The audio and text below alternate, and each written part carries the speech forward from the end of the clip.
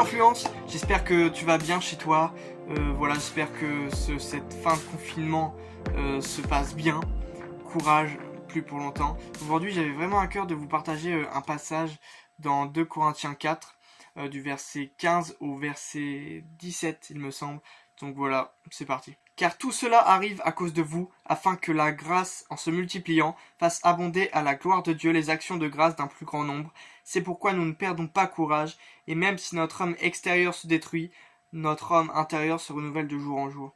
J'avais vraiment cette pensée à cœur en fait, parce que je trouve ce verset vraiment magnifique. Notre homme extérieur se détruit, mais notre homme intérieur se renouvelle de jour en jour.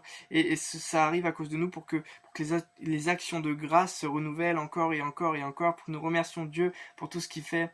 Et en fait, quand je lisais ça, je pensais à l'église de Mulhouse, tout simplement, qui subit vraiment de la persécution certes qui n'est pas forcément physique, il n'y a pas des gens qui sont venus attaquer à l'intérieur, en tout cas pas que je sache, mais il y a vraiment des gens qui l'accusent d'être à l'origine du virus, qui est complètement idiot, mais voilà, c'est la persécution. Il y a des gens qui l'accusent, il y a même des chrétiens qui accusent l'église de Mulhouse, et vraiment cette église est victime de persécution, elle se relève petit à petit, et vraiment dans la grâce de Dieu, et vraiment elle fait preuve d'une sagesse incroyable, elle remercie le Seigneur, voilà, elle fait des actions de grâce et tout, et vraiment c'est ce que j'avais à cœur, c'est que actuellement nous sommes persécutés en tant que chrétiens, mais pas physiquement.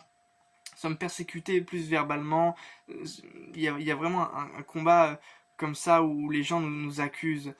Et il y a certains chrétiens dans le monde, beaucoup même, qui sont persécutés euh, physiquement. Et voilà ce que nous dit cette parole, c'est que notre homme extérieur se détruit même avec le temps, et notre homme intérieur lui se renouvelle de jour en jour, parce que cette persécution permet ce que voilà, nous remercions Dieu de ce que nous sommes.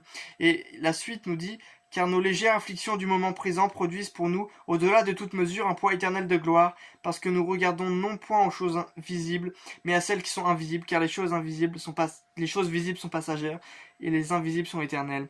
Vraiment, ce moment que nous passons est difficile, c'est vrai, mais ce moment que nous passons de persécution est juste passager, il va durer un petit temps, mais la gloire que nous allons avoir sera éternelle plus tard. Donc voilà, juste remercions Dieu ensemble. Et voilà, Père, nous te remercions pour ces moments incroyables que tu nous fais passer, parce que c'est vrai, c'est de la persécution, c'est quelque chose de dur à passer, mais tu es avec nous et tu nous promets une gloire éternelle à la fin. Gloire à ton nom. Faites éclater en action de grâce tout ce qui se passe autour de vous. Vous savez, c'est dur des fois de remercier Dieu pour toutes les choses qui se passent, mais vraiment, c'est aussi à ça que servent des fois les épreuves. Hein. C'est aussi à ça que ça sert, c'est à se rendre compte que voilà, sans Dieu on n'est rien, et avancer avec lui et le remercier, vraiment passer un temps fort dans cette épreuve, et se dire waouh, mais Dieu, vraiment tu me sauves, tu me garantis de l'épreuve, et la gloire future va être incroyable. Donc voilà, remerciez Dieu, vraiment. Donnez-lui toutes les actions de grâce, vraiment. Donnez-lui toute la gloire, car à lui la gloire, et c'est lui qui vous sauve. Soyez bénis, et que Dieu vous garde.